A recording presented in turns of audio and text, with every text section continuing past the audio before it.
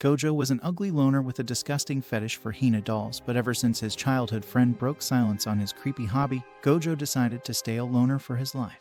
As Gojo wakes up from sleep, he encounters his grandfather, and they share a meal together. His grandfather, aware of his grandson's social struggles, asks if he is making any friends at school. However, Gojo's life revolves around painting dolls, making him a loner with no friends. His unique and out-of-place interests make it difficult for him to fit into his class, as they are vastly different from those of his peers. At school, Marin Kitagawa bumps into his desk while Gojo looks at her as she is always the center of attention. Later that day, they both end up on classroom cleaning duty and Marin confronts Gojo on why he is cleaning alone. Gojo claims he does it because he wants to, but Marin looks at his pathetic behavior and decides otherwise, telling him to stand up for himself. Afterward, Gojo uses the school sewing machine to work on his Hina doll, but Marin walks in on him. As the Hina doll flings out of his hand, Gojo jumps out of his seat to catch the doll as Marin stares at him as if she'd just seen an Andrew Tate. In Gojo's head, he's convinced Marin's going to slap him with a lame hobby label because, let's face it, all he does is doll-related. But plot twist, Marin's actually giving him major cool points for his doll-making gig. She then begins to undress, as if she is completely unaware of her surroundings, which causes Gojo to become extremely nervous. Marin unveils her cosplay after a quick change, and she's all like, "What do you think, Gojo?" And instead of a simple thumbs up, Gojo starts calling her cosplay garbage like he's a judge on a reality show. Marin starts tearing up, hitting us with the classic waterworks, you know, like every woman ever. Now, in classic Gojo style, he hops onto the apology train, trying to take back his comments. Meanwhile, Marin asks him to make cosplay outfits for her, to which Gojo somehow agrees, but not before ranting about being a useless guy. Marin starts rambling on about like a typical weeb on how much she loves Shin from the Slippery Girls too. Since Gojo knows little about Shin, the virtual goddess of the gaming realm, Marin gives him a rundown. While she's rambling on, Gojo's brain starts doing the cha-cha, wondering if she's just pulling his leg. But nope, turns out Marin's expression is as serious as an otaku at a limited edition figure sale. Marin dives into a monologue about Shin, dissecting her like she's the latest manga chapter. Gojo doesn't understand the whole thing but notes how happy she is when she talks about it. He mentions that it may be age-restricted and sus to watch, but Marin ignores it. Marin gives him a guide to crafting cosplay and he's amazed by it. However, both of them realize how easy the book seems to make things, yet Marin can't do it. Gojo determines the first step is to get Marin's measurements and decides to do it on Monday. Marin thanks him before they leave. At home, Gojo goes to bed early with Kaoru saying that he'll be shopping for a new sewing machine, so the shop won't need to be open. Gojo thinks about what happened that day and notices something off-putting. The next day, the doorbell rings, and Gojo answers it to find Marin surprising him at the door. Eager to get started, she explains that she didn't want to wait until Monday and had searched for his location. Marin gives him some sweets before making her way inside. Like an unexpected invader, Marin enters Gojo's room, and as she looks around, Gojo's heart starts beating rapidly. Once he calms down, Marin calls him back, suggesting they begin by taking her measurements. Gojo, feeling a bit awkward, asks if someone else can handle the measurements, mentioning that the person being measured typically needs to be in their undies. Understanding his discomfort, Marin starts taking off her clothes. Kitagawa, underneath, reveals a swimsuit. Gojo is taken aback by her straightforwardness. The first measurement is for the crown of her head, so Kitagawa closes her eyes. As Gojo uses the tape measure, he nervously shakes. The real shock comes when Kitagawa opens her eyes, causing Gojo to freak out. The next measurement is Kitagawa's shoulder width, so Gojo asks her to turn around. Hoping to avoid any awkward moments, he intends to focus on her face but ends up unintentionally staring at her backside, making the situation even more awkward. Inquiring if she's embarrassed, Gojo asks Kitagawa, who declines, expressing her determination to become Shizuku in any way possible. A sudden sound startles Kitagawa, and she fears the worst, but Gojo reassures her and wraps a cloth around his forehead. Continuing with the measurements, Kitagawa requests Gojo to measure her feet. Agreeing, Gojo prepares to get a chair, but Kitagawa opts to sit on the futon instead. Panicking, Gojo suggests she gets off, but Kitagawa insists she's fine and places her foot on his leg to demonstrate. After the measurement, Kitagawa expresses curiosity about the results. Gojo is stunned at the prospect of measuring Marin's talent. Marin, ready for the measurement, holds back her hair. In an attempt to shift the responsibility, Gojo asks if Marin can do it herself, but she declines, mentioning inconsistent results when she measures herself. Persuading Gojo to move in closer, Marin causes him to panic, but he manages to complete the measurement. Marin insists on 2 more measurements before the day ends. Despite Gojo's repeated refusals, Marin wants the measurement for the neckline of the cosplay. Eventually, she takes matters into her own hands and measures herself, leaving Gojo shocked at the unexpected result of 20 centimeters. Next up is the leg length, and Gojo reflects on wanting to be more confident like Marin. Hearing something, he asks if Marin said something, only to find her face red. Now it's Marin's turn to panic, and Gojo feels like someone turned on the heater in midsummer. As Marin gets dressed, Gojo requests reference materials, and she happily hands him 2 slippery girl games. She encourages Gojo to play them over the weekend, and he gets flustered for interrupting her while she's changing. Later that night, Kaoru returns to find Gojo playing the game. Kaoru expresses concern for Gojo, who casually mentions that dinner is ready. Kaoru is baffled, not just by Gojo's apparent lack of concern for dinner, but also by the fact that he's taking notes while playing the game. Gojo wakes up from a sus dream of Marin cosplay, feeling so overwhelmed that he ends up soaking his bed. He arrives at school afterward, wondering how he'll talk to Marin. While in the hallway, he notices Marin greeting everyone. Trying to avoid the situation, Gojo attempts to walk away, but Marin spots him and catches up. She draws attention to the curled ends of her hair, while Gojo is still embarrassed about the awkward dream. Noah catches up with Marin and introduces herself to Gojo. Dea and Rune join the conversation, and Gojo is surrounded by girls like he is in a harem fantasy anime. Marin's friends ask if Gojo is overwhelmed, but Marin says he's fine while holding him tightly. Gojo, being the obedient dog he is, quickly agrees. Marin and her friends head out to grab snacks before the first period, and Gojo notices that she's acting just as she did before. Later, he overhears some students speculating that he might be dating her. Marin tries to ask Gojo to go with her after school, but the antisocial Gojo leaves her. Marin tries to talk to him all day, but he avoids her like a Sigma. She eventually finds him before he's about to head for home, but Gojo manages to leave her like an edgelord and eventually hides behind a street corner. He's unhappy about abandoning her and ends up apologizing out loud. Marin mentions that he should stop running from behind him, which startles him. She asks if he has a problem and that he should spill it out. Gojo admits his concern that people might think they're dating. Marin playfully teases him, suggesting they actually go out. Panicking, Gojo finds himself dragged down the street by Marin toward the shopping center. Gojo and Marin visit the handicraft store, where Gojo proudly presents the detailed sketch he made of Shizuku Kuro's outfit. Marin is pleasantly surprised by the level of detail. They begin by picking out the fabric, and Gojo expresses a preference for thicker material to accurately represent Shizuku's status. In a moment of panic, Gojo realizes he has no cash on hand, but as the man in the relationship, Marin pays up instead. After shopping for a bit, they head to the wig shop, Swallowtail. Gojo notices the details and all the different styles of wigs present. Marin takes him to a medium black wig, but Gojo goes for the deep violet wig since a purple tint is more Shizuku's style. He also mentions that the length needs to be longer, so it needs to be trimmed for accuracy. Marin mentions she can get it trimmed by her stylist, and Gojo agree. Marin thanks Gojo for helping her out, while he is happy that he's finally useful for once. In the store, Gojo becomes anxious and wants to leave quickly. Marin shows him a garter, and he hastily closes the curtain. Marin explains that she wanted to show it off as a thank you for his help, but Gojo, feeling overwhelmed, exclaims that he can't handle it.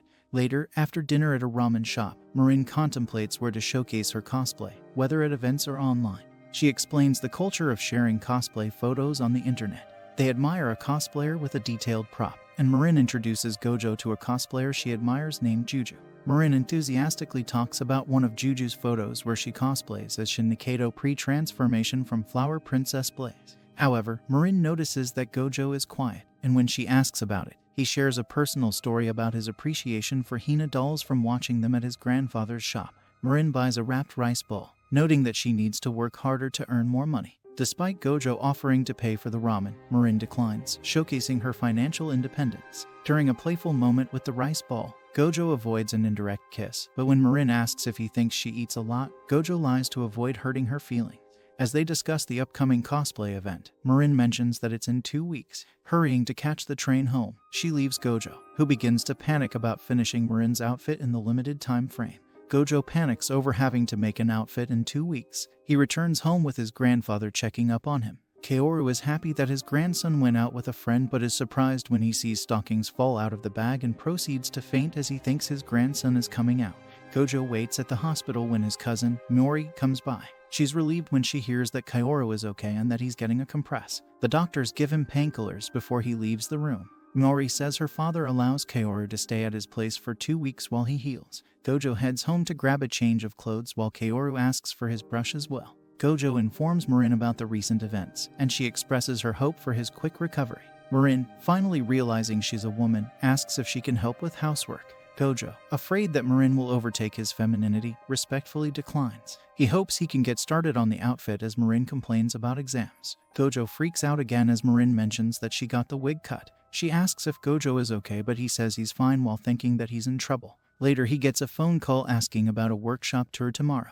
Gojo mentions that the workshop is going to be closed for 2 weeks, but the caller complains that her friend, who's an exchange student, has to return the day after tomorrow. Gojo is racked by guilt and agrees to the tour the following day and begins freaking out after hanging up. A few days later, Marin checks up on Gojo from outside. She observes that the lights are off and guesses that he might have gone to check on his grandfather. Recalling how pale Gojo's face has been lately, Marin discovers him lying on the ground in a messy house. Gojo falls ill after working tirelessly for nearly 2 weeks, yet Marin's outfit remains unfinished. Thoughts of Kaora wanting his brushes and consistent work on painting even during vacation weigh on Gojo's mind.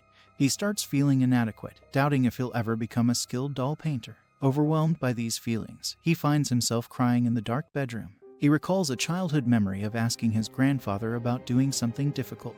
His grandpa explained that although the task was challenging, the smiles on people's faces made it worthwhile. At that time, his grandpa showed him pictures of customers smiling. In the present, Gojo reflects on Marin's smiling face and her kind words, finding solace in those memories. Gojo pulls himself together, wipes his face, and starts working on the costume. Determined to finish, he becomes so focused that he uses his teeth to cut the thread instead of scissors. The day before the event, Marin receives a text saying that her costume is ready. Shocked, she drops her bag when she sees that the outfit is done. Gojo is relieved to have completed it before the event, but Marin is surprised. She mentions that there are plenty of cosplay events, and she was planning to wait until Gojo finished. Overwhelmed, Gojo collapses as Marin apologizes for not being clear. Gojo feels relieved, even though he rushed through some parts of the costume. Marin breaks down crying, feeling guilty that Gojo got exhausted because of her. Gojo apologizes for not keeping her informed about what he was doing, emphasizing that exchanging numbers was meant for communication.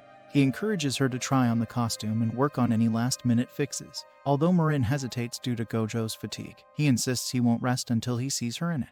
Overwhelmed with joy, Marin cries tears of happiness. After blowing her nose and drying her eyes, Gojo helps Marin tie back her hair. As they're looking over how to apply the makeup, they find a video on how to shape the eyelid. Gojo brings out some eyelashes to help with the droopy-eyed look. She asks if the lashes are his girlfriend's, but Gojo says that some Hina dolls have eyelashes. Gojo shares about his grandfather's ability to identify the doll maker based on the way the eyes are drawn. He expresses his hope to create a doll like that in the future, and Marin encourages him. Grateful for her support, Gojo thanks Marin and wears a nice smile that she notices. They discuss details like the eyebrows, and Marin removes hers. Changing into the cosplay with Gojo waiting outside, she eventually tells him he can come back in.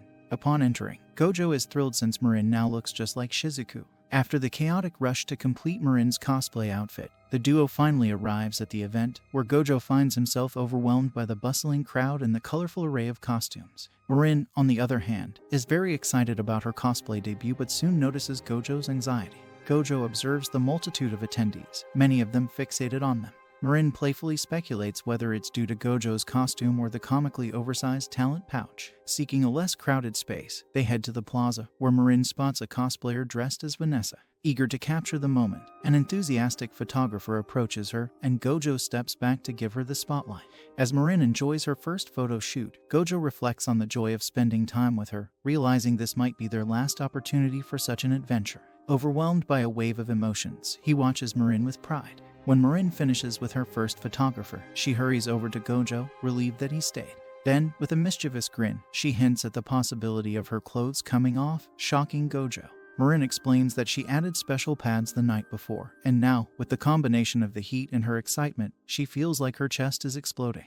Recognizing the signs of overheating, Gojo swiftly takes her to a staircase, equipped with cooling pads, a portable sewing kit, and cold water. Apologizing for not considering the heat, he instructs Marin on how to cool down, leading to a humorous yet tender moment as he helps her wipe off sweat. Marin, feeling stuffy, requests a towel to wipe underneath. Despite Gojo's worries about potential onlookers, Marin reassures him with the presence of shorts. After fixing Marin's outfit, they head back to the plaza for another photo. Marin explains her previous dizziness to the photographer, who, concerned for her health, takes the picture in the shade. A sudden gust of wind, however, reveals the undies, leading to a comical yet awkward moment. Seated on the train afterward, Gojo expresses gratitude to Marin for the wonderful time, and Marin reciprocates, already contemplating her next cosplay. She reveals having 50 favorite characters, leaving Gojo bewildered by the concept of favorites. Grateful that their adventures will continue, Gojo expresses his desire to keep working with Marin.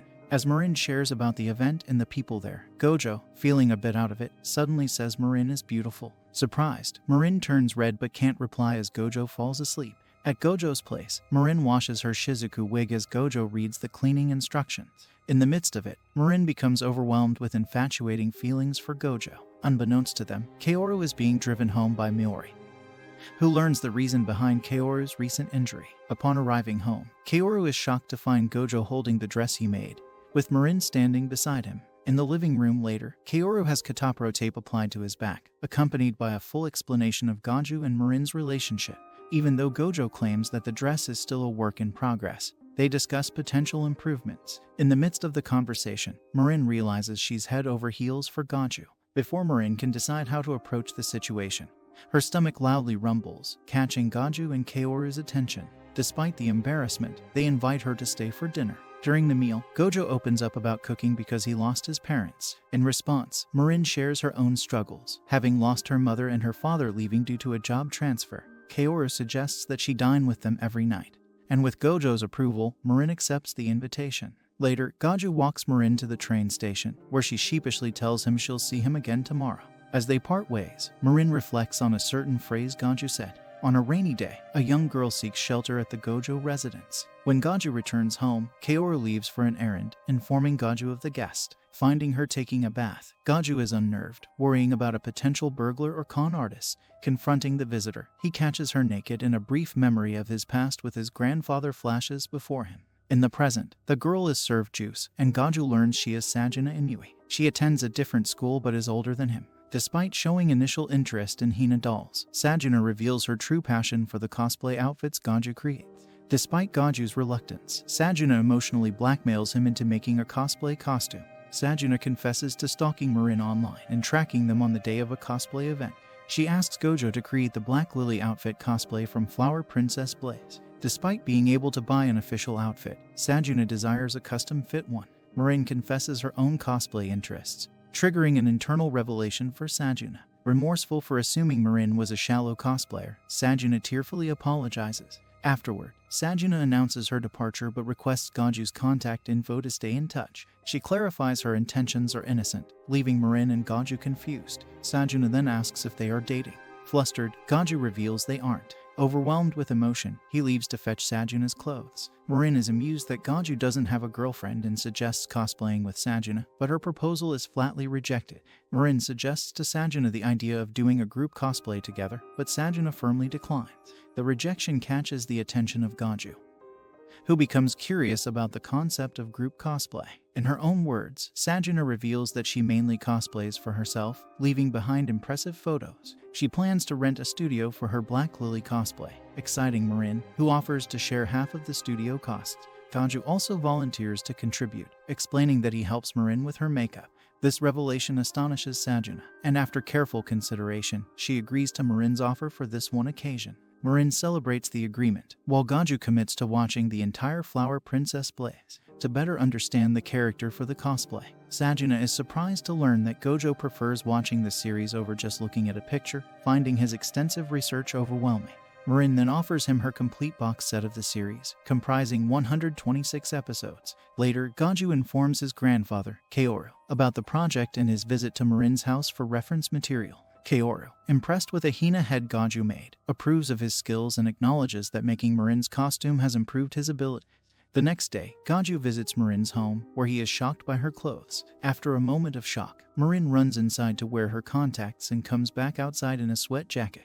Gojo is anxious in Marin's home but manages to give her a bag of pudding. When Marin offers to watch the DVDs together, Gojo accepts. In Marin's room filled with Shizuku merchandise, they watch Flower Girl Blaze episodes and Gojo takes mental notes for the Black Lily character. Marin realizes they're having a home date, and despite her flustered feelings, she enjoys the moment until her stomach gurgles. They decide to eat, and Marin insists on making omelet, resulting in a failed attempt to wrap the omelet over the rice. Despite failing to make the omuris, they enjoy the meal and continue watching the anime.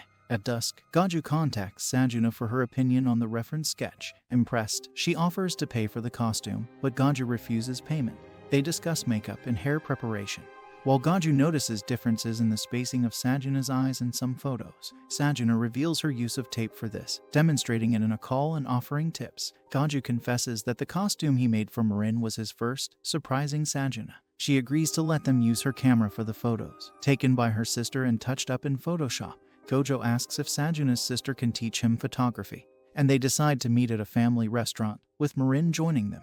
When they meet, Sajuna's little sister Shinju surprises them by being taller and thick than Sajuna. Shinju impresses Marin by sharing pictures of Sajuna's cosplays, showcasing their high quality. Sajuna then discloses that her sister, Shinju, is the mastermind behind creating her cosplay name and account, and also responsible for taking her cosplay photos. Sajuna explains that she initially made the account because the overwhelming response from fans caused her intense anxiety, making it challenging for her to respond to posts. She expresses that her main focus in cosplaying is to pursue her interests rather than catering to others. However, Shinju argues that Sajuna has successfully built a substantial fanbase. When Marin asks Shinju if she likes Juju-sama, Shinju excitedly confirms it, making Sajuna blush. Shinju discloses that they're using their father's DSLR camera, which he uses as a hobby for photography. Gojo, curious about photography, asks about different lenses and the difference between smartphone cameras and regular cameras. Sajuna passionately explains the benefits of using a camera and her dedication to improving her photography skills. Marin suggests Shinju try cosplaying, but she shyly declines. Marin takes some photos using the camera with Shinju's permission.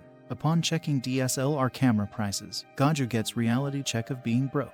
Sajuna invites Marin and Gojo to join them in scouting studios for their cosplays. They agree to meet at Shim Misato Station, with the first stop being an old hospital converted into a photo studio. At the studio, Marin and Shinju are excited, while Sajuna appears nervous. Gojo suggests the setting would be ideal for capturing a scene where Black Lily runs after being defeated by Princess Daisy's straight right. Sajuna agrees, and Marin calls for Gojo to hurry inside. However, Gojo notices Sajuna hesitating and asks if she's scared. Though Sajuna denies it, Gojo senses her fear. Upstairs, Marin and Sajuna discuss working with the darkness in the area, and Sajuna provides lighting tips. Marin expresses her excitement and hopes to share the knowledge with Gojo. Hearing noises outside, Marin predicts rain, and engages in a conversation with Shinju about camera tricks. By a stairwell, Gojo checks on Sajuna, who appears visibly scared as rain begins to fall. When offered the option to wait outside, Sajuna declines, expressing her desire to explore the area. Intrigued, Gojo questions her motives, leading Sajuna to open up about her dreams and reasons for cosplaying. Shinju shares her dream of becoming a magical girl, and Gojo learns more about their aspirations. When asked why she chose him to create her cosplay, Sajuna admits feeling jealous of Marin's photos and describes it as love at first sight. Overwhelmed with emotion, Gojo recalls a memory with his grandfather and expresses gratitude to Sajuna, leading her to faint in shock. The next day after exams, Marin invites Gojo to the beach to celebrate. Gojo, initially thinking it's for photography, realizes Marin just wants to enjoy the summer. They have a comical encounter with a hawk, and as they share a meal, Marin promises to take Gojo to many different places. Gojo, admitting it's his first time at the beach, agrees, and Marin takes a picture of him before he unintentionally falls into the ocean, covered in seaweed. Back at Gojo's place after a cosplay material shopping spree, Marin surprises Gojo in his room with the bottom half of her recently bought swimsuit, showing her playful side. She playfully teases Gojo about not responding to her messages and shares how the new swimsuit made him a bit nervous. As Marin starts to undress to try on the outfit, Gojo, too scared to watch, gives her the green light to go ahead. However, Marin soon realizes she's not wearing the right top and awkwardly pauses in the process. Sajuna arrives, and both girls try on their outfits. Marin is excited about her insane outfit, while Sajuna suggests minor adjustments to hers. As Gojo prepares Marin's hair and makeup, Sajuna gives makeup tips and discusses costume details. They use cosplay tape to achieve the desired look, and Gojo becomes more involved in the cosplay process. Disappointed by the rain on the day of the cosplay photo shoot, Marin expresses her frustration, while Sajuna remains composed. During a heart-to-heart conversation, Marin asks Sajuna for a selfie, which she agrees to. Marin posts it online, and as they discuss the likes it receives, Gojo then arrives with Shinju, surprising Marin and Sajuna. In a flashback, Gojo and Shinju bond over cosplay discussions after the group scouting event.